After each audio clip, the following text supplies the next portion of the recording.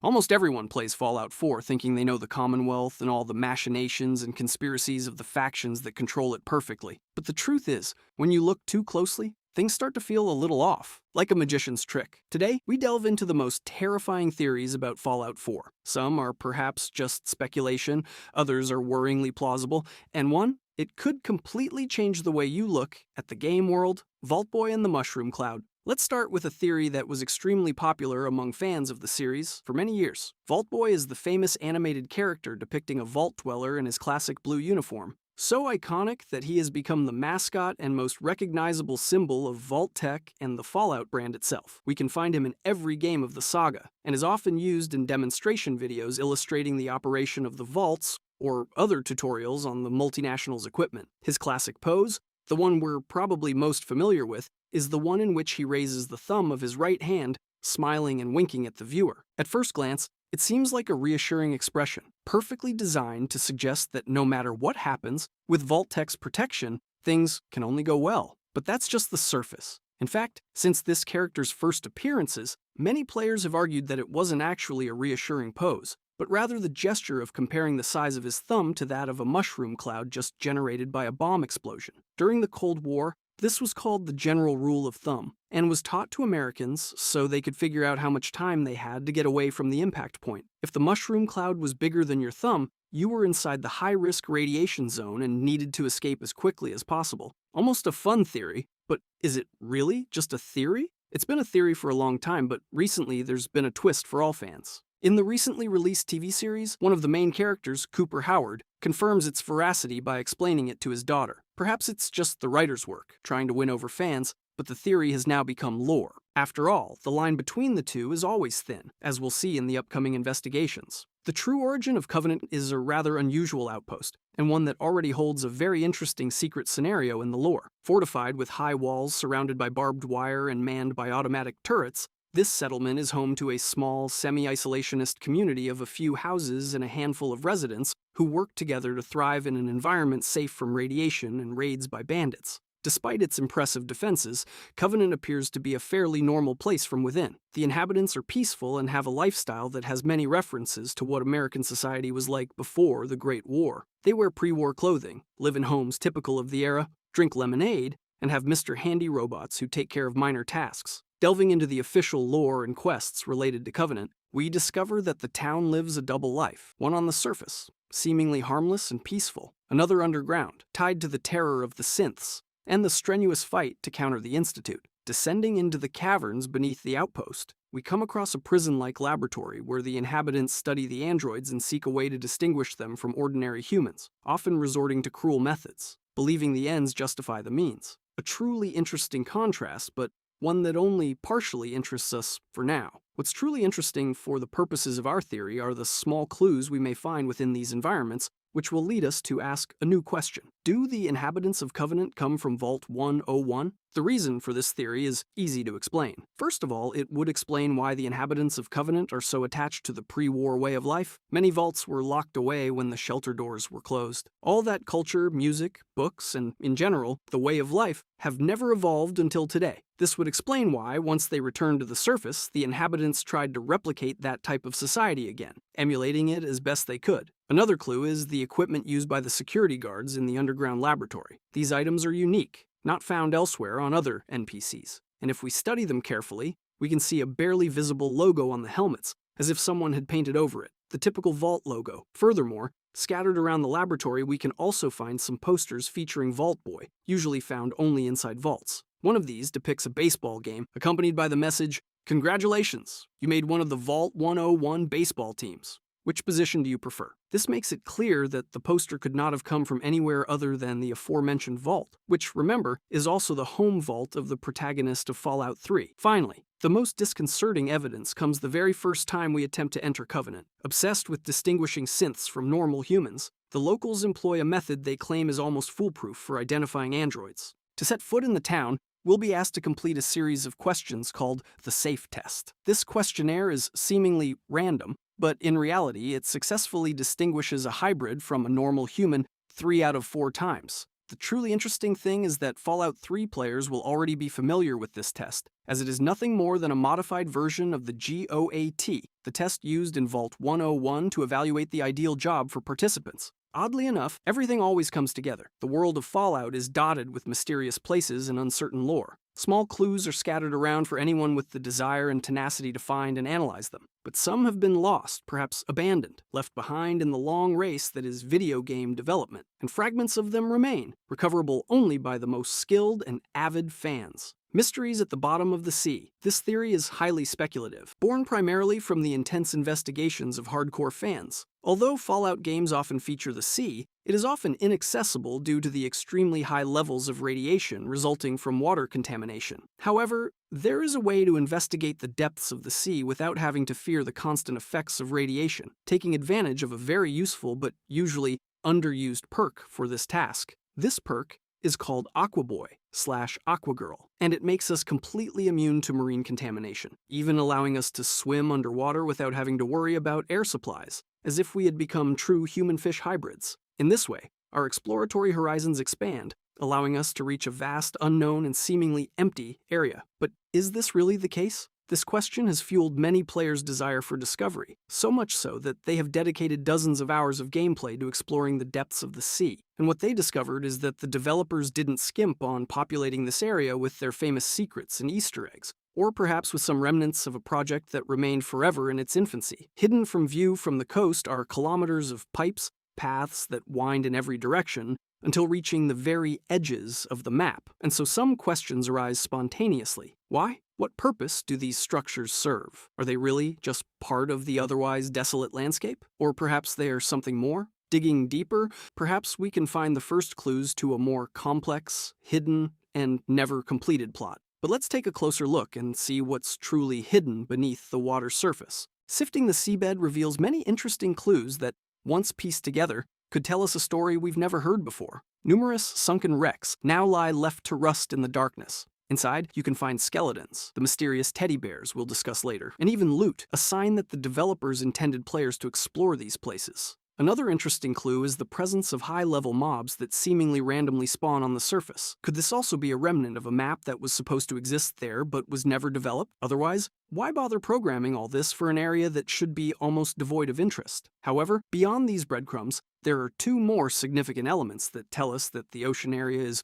more alive than it seems, and perhaps designed to accommodate more than meets the eye. The first is the presence of bizarre, seemingly useless structures perfectly adjacent to the pipes. These constructions seem to emerge from the seabed, and the most interesting is a perfectly regular dome, large enough to easily contain a small play area. If this really is the skeleton of an unfinished level, what could it be? An underwater base? A cave? Or maybe a vault? The second piece of information was discovered by some particularly avid fans who even studied the game's code for new clues, where it's notoriously possible to find pieces of information forgotten by the developers themselves. Among the myriad of scattered data, one clue emerged: a weapon developed but never implemented in the game, but which would have been perfect for an ocean-themed setting, a harpoon gun. While one would later be implemented in Far Harbor, the original cut one had a far different design, much more suitable to shooting things while in the water. Is this just a series of coincidences? Or was an underwater level actually planned, then abandoned due to development needs?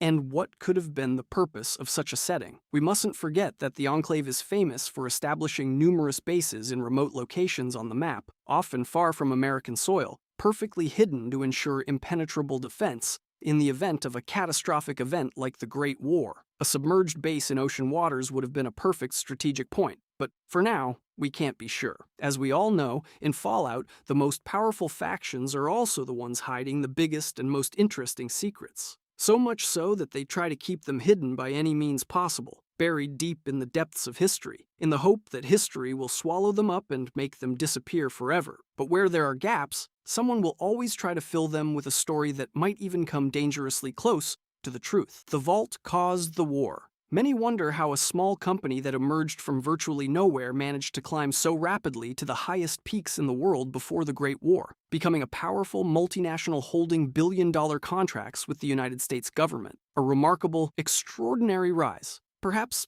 even too remarkable, as if there were a perfectly crafted plan behind it, so that everything fell into place in a precise domino effect. Let's consider some facts. One truth is that no one in the world benefited from the nuclear threat like Vault-Tec. Once the agreements with the government were reached, the company not only gained access to a scandalous amount of public funds to finance the Vault construction project, but equally, if not more importantly, was the permission to use a huge number of government patents from a wide variety of fields, from defense projects to chemistry, from engineering to weapons. A wealth of valuable information that would soon become the foundation of all shelter structures. The resulting technological advancement was so extreme, allowing Vault-Tec to complete many of its unfinished projects and acquire a scientific and military potential unlike anything else on the planet before it. In fact, many of the bizarre and extraordinary instruments present in the modern world of Fallout have their roots in this unusual collaboration. If war breaks out, Vault-Tec becomes indispensable. The vaults become a truly essential resource. And suddenly, the company has complete freedom to pursue its experiments. For Vault-Tec, the prospect of apocalypse becomes a business model. So the logical consequence is quite simple. If the advantages were so obvious,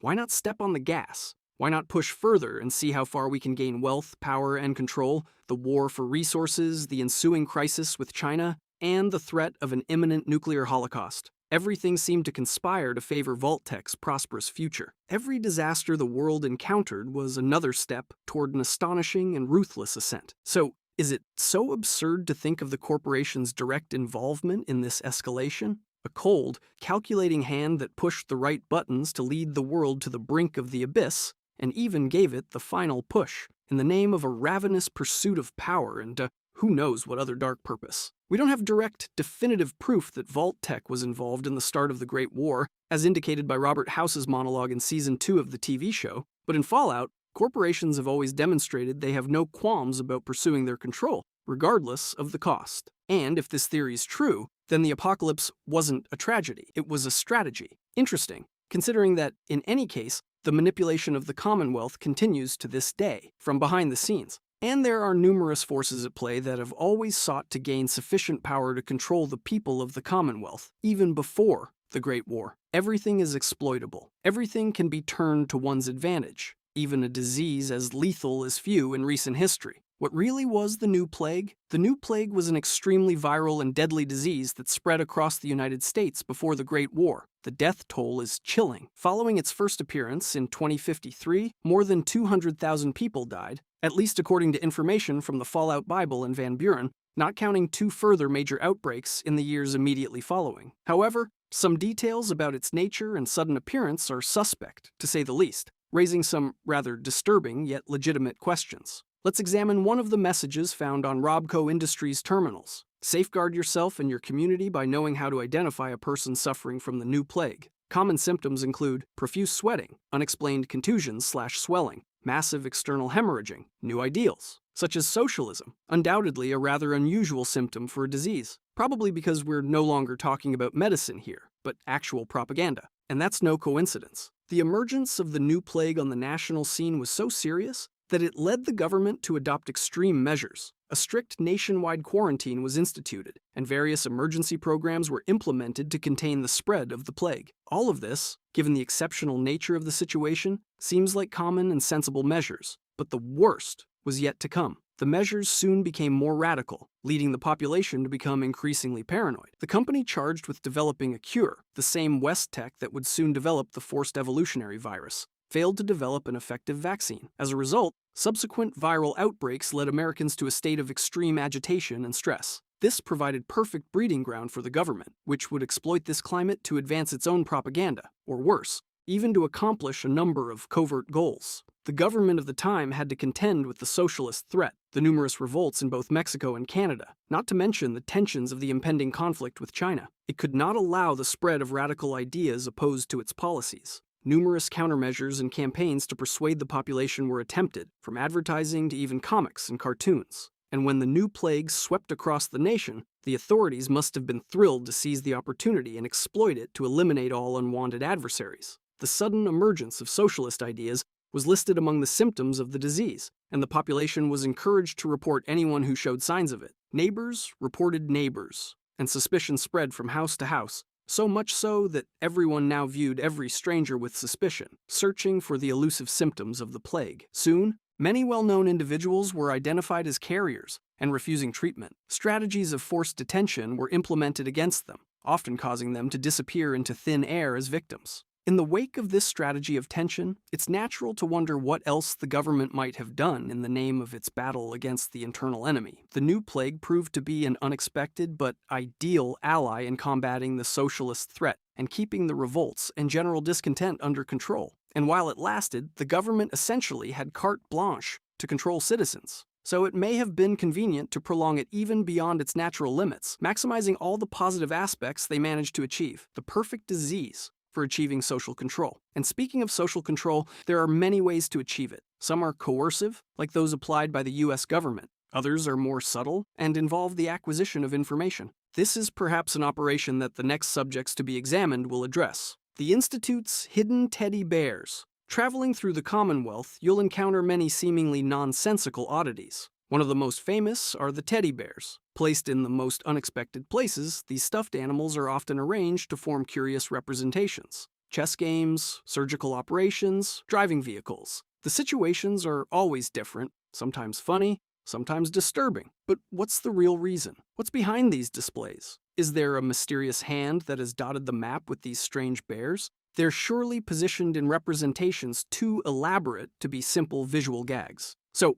what is it really? The most common theory attributes this latest anomaly to the Institute. According to this reasoning, the stuffed animals could serve a dual purpose for the organization. The first would be as an emotional experiment. The sudden display of the scene against the surrounding environment may have been specifically designed to elicit a reaction from the viewer. Indeed, the scenarios depicted create a clear emotional contrast. Childish innocence versus post-apocalyptic horror. It's difficult to say what the objective of such a test is, but it could likely be a way to collect data on the mental behavior of random subjects. Such experiments are not new to the Institute's projects. In any case, the second reason is the most popular, the use of teddy bears as means of espionage. Seemingly harmless and unignorable, they would be ideal locations for microcameras, transceivers, and sensors. Probably just one of the many types of eyes deployed by the Institute across America, but perfect for positioning even in the most remote and hidden places without arousing suspicion among local residents. Because, let's face it, no one would ever check a stuffed animal. This way, the group would observe the evolution of the Commonwealth from their secret base, gathering information and pondering their next moves. But if you think this prospect is disturbing, wait until you hear another theory regarding some commonly encountered objects around the Commonwealth that may prove to be more than they seem. Are the mannequins alive? So let's resume speculation about the Institute and the teddy bears used as spies and delve into a truly disturbing speculation. Another type of bizarre artifact is scattered around the map, and in large numbers, mannequins. And they're associated with a question that has haunted players for years. Are they alive? They're more or less everywhere, and just like the teddy bears, they're often set up to recreate strange situations or moments of everyday life. Some have even been found in truly distressing situations, such as being caught running toward the player or intently observing them, half hidden around corners. Perhaps these are all just coincidences, or at least they were until the Far Harbor DLC arrived. But let's proceed, step by step. Given the profound similarities, it's natural to hypothesize that the same hand, with the same goals, is behind both the mannequins and the teddy bears. But with one clear difference. If the stuffed animals could be spies positioned to observe the inhabitants of the Commonwealth undisturbed, the mannequins could have an additional function, a sleeping army. In fact, the truth is that many of the mannequins in the world of Fallout could actually be androids, robots created before the first synth models and currently suspended on standby like vigilant guards waiting. A single command transmitted to their cybernetic minds would be enough to reactivate them and transform them into lethal machines of destruction. Supporting this theory are some unusual findings, such as mannequins whose heads seem to move as the player passes by, while others, damaged, reveal highly advanced mechanical parts beneath their outer layer of paint. In the Warren Theater, a synth can be found perfectly camouflaged among a group of mannequins. Finally, the most disturbing evidence comes from the aforementioned Far Harbor. In the new area, a message can be found floating in the water precisely where a sunken shipwreck lies. The message is just a snippet of a note, likely written by the ship's captain. In it, the man recorded some complaints from the crew, wondering if it was just some strange prank. The complaints concerned the presence of suspicious and constant noises coming from the apparently empty hold. The only thing present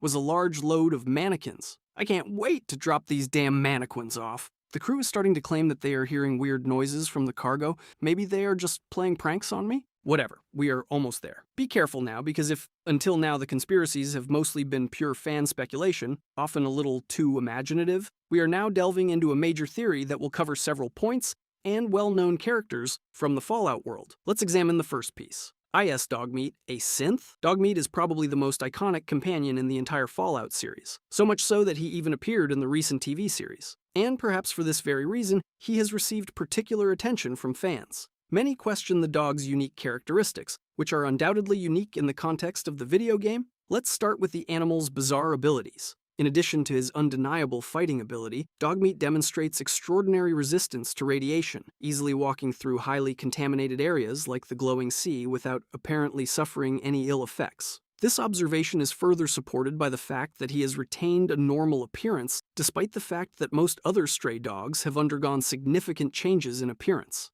We must also admit that Dogmeat possesses extraordinary intelligence, far above the average of his species. And without having received any kind of training, he immediately becomes attached to the protagonist, almost as if he knew precisely what his role is in the player's needs. And he readily obeys orders from the start. Perhaps this is some form of programming, furthermore something many players may not realize. If we miss the encounter with Dogmeat at the beginning of the game at the Red Rocket truck stop, we can still obtain him as a companion during a quest for Nick Valentine. On that occasion, the detective will claim to know someone suitable for helping the protagonist, and will say of Dogmeat that he is perfectly capable of distinguishing good people from bad guys at first sight. A truly remarkable ability for a common dog. His relationship with Nick also makes his nature very suspicious. Is it possible that, just like the detective, he is a synth but in canine form? But in this case, who created him? The Institute? And for what purpose was he programmed? After all, if the Institute created synths with humanoid features, then why wouldn't they have done the same with animals? But if Dogmeat seems strange, there is a character even more unusual and literally mysterious. Who is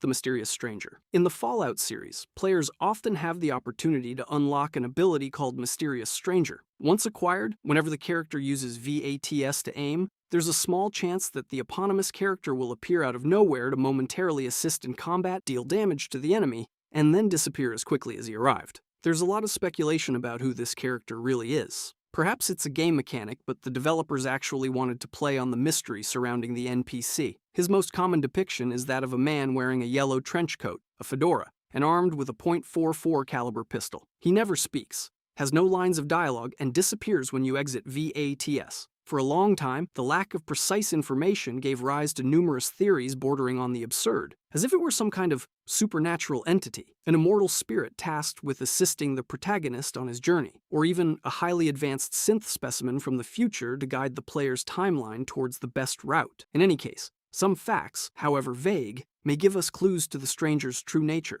First and foremost, he isn't the player's only mysterious helper throughout the Fallout saga. Several figures have served as the occasional rescuer. Many bore the name Mysterious Stranger, though their appearance varied from game to game, sometimes even taking on female features. Two specific variants also existed: the Mysterious Savior and Misfortune. This has given rise to speculation that a secret group exists dedicated to assisting the player in their endeavors, though their precise motivations are unknown. We also gain new information on the figure thanks to Nick Valentine, the synth detective we meet in Diamond City and whom we have the opportunity to recruit as a companion. By searching his office, we can find a folder containing the case file regarding his investigations into the mysterious stranger, which also mentions some appearances from previous games. Furthermore, if Nick is with us when the character appears, the synth will express his perplexity in a few brief lines of dialogue, only to become frustrated when he sees him disappear before his very eyes. In fact, many suspect a strong connection between Nick and the stranger. They both wear practically the same clothes,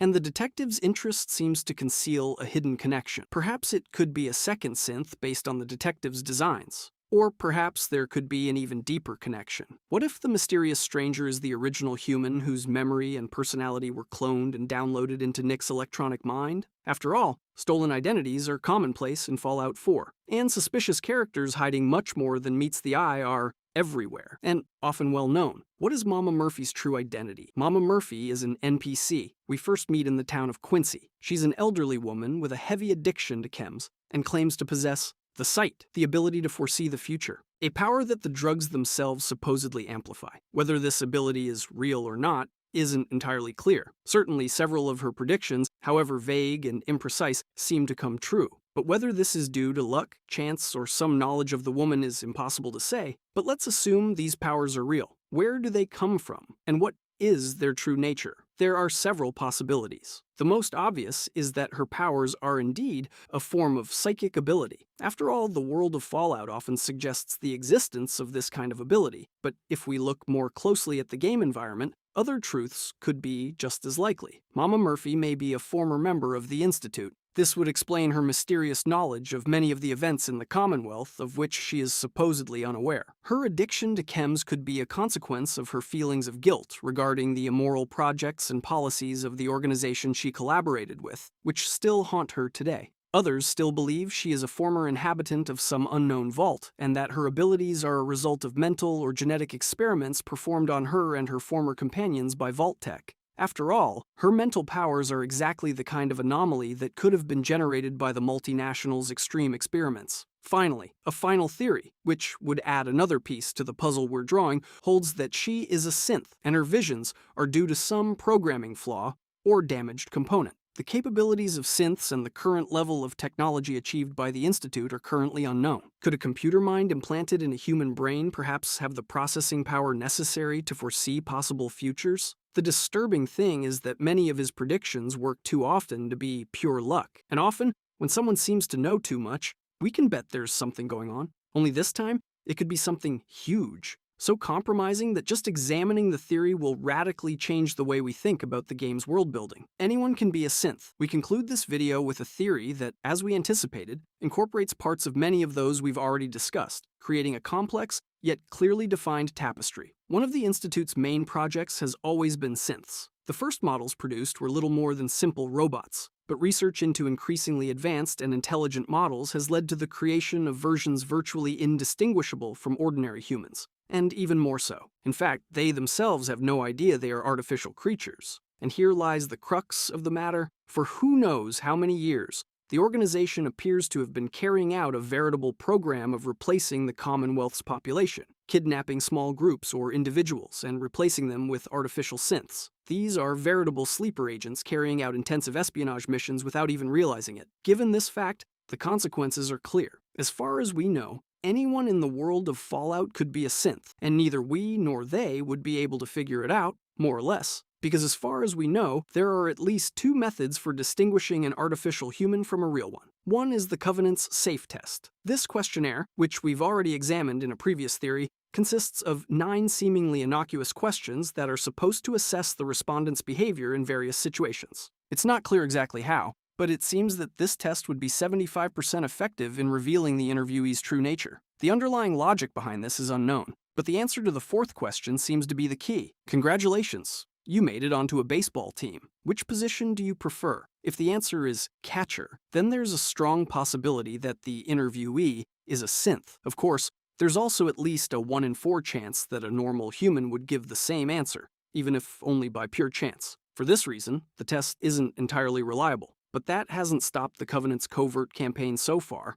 The second method is rather drastic, but certainly more efficient. By sifting through a character's corpse, it would be possible to find cybernetic pieces that would reveal them as artificial. Synths, no matter how technologically advanced, would still require an electronic computer directly connected to their brain. This is the only detail that absolutely distinguishes them from ordinary humans. The problem is that, obviously, verification through this system almost certainly predicts the suspect's death, barring complex surgical investigations, and therefore isn't always applicable. However, for Fallout lore investigators, it might be interesting to run some tests. Who knows what might be discovered and what doors we might be able to open by uncovering the true nature of a key figure in the Commonwealth. In any case, in light of this, it's clear that currently in the world of Fallout, it's impossible to say with absolute certainty who is a synth and who isn't. And this gives rise to a series of theories involving all the characters in the series. In fact, we can't really trust anyone because no one can trust themselves. Not just Dogmeat, Mama Murphy, and the mysterious stranger. Anyone can potentially be a sleeper spy. In Covenant, the population is well aware of this possibility, and they've even chosen to create a quasi-isolationist mini-society just to feel a little safer against this threat. But it doesn't end there, because we want to culminate this theory with the most frightening question of all: So much so that the doubt comes directly from the protagonist of Fallout 4. Is the sole survivor himself a synth? During the Far Harbor DLC, we'll be able to meet Dima, the leader of the synths. This specimen, like Nick Valentine, has free will, and he's so human that it raises several questions for the protagonist. What is the true dividing line between human and synth? And if synths truly have a will of their own, how can we be sure we're not synths ourselves? When the sole survivor expresses his doubts to Dima, the synth is perplexed, claiming that the protagonist is clearly human, but asks him what his very first memory is. And it is at that point that the man, thinking carefully, realizes that his very first memory is the day the bombs fell, when he was frozen with his family. Even the android is amazed by this oddity. How is it possible that a man has no memory of his childhood or adolescence before a certain event? It could certainly be amnesia due to 200 years of cryogenic sleep, but that's not the only bizarre fact that supports this theory. Let's consider some facts. The sole survivor is clearly physically stronger than the common inhabitants of the Commonwealth. Many argue that this could be due to a general weakening of surface humans due to radiation, but there is no evidence to support this. The protagonist is effectively the only survivor of all those frozen in hibernation, and until the release of the TV series, was also the only known human to have survived cryogenic sleep unscathed. When we find ourselves in our house at the beginning of the game, we notice several oddities, such as the strange static calm of the neighborhood looking out the window, or some almost forced observations the protagonist makes while observing common objects in his home, almost as if recalling advertising slogans. Could this be due to a clumsy reconstruction of the information gathered by the Institute about that day? And above all, as soon as we wake up, we seem to possess the ability to use VATS before recovering a Pip-Boy, which would be impossible unless we had a cybernetic system capable of autonomously replicating the system's effects without the need for any other support. When we first meet Sean as an adult, he's very cold toward us. Many years have passed from his perspective, but it's strange that he doesn't feel the slightest emotion upon seeing his father for the first time. Many would argue this would be the definitive proof. Sean would be perfectly aware that we are not his primary father, who likely died like the other vault dwellers in his cryogenic pod, but a synth created specifically to replicate his features, so he could give his own child clone a parent to grow up with. And this becomes even more obvious when you consider that in Bethesda's original plans, once we'd completed the Institute's quests, and thus the video game, we were supposed to meet not only Sean's clone, but also that of the child's mother. In this way, every piece would have fallen into place. A family of synths created by Sean as a perfect replica of his original family, the one he never had the chance to grow up with. The truth is, the world of Fallout isn't a simple post-apocalyptic dystopia. The world we play in is built on mistrust and doubt, half-truths, secret experiments,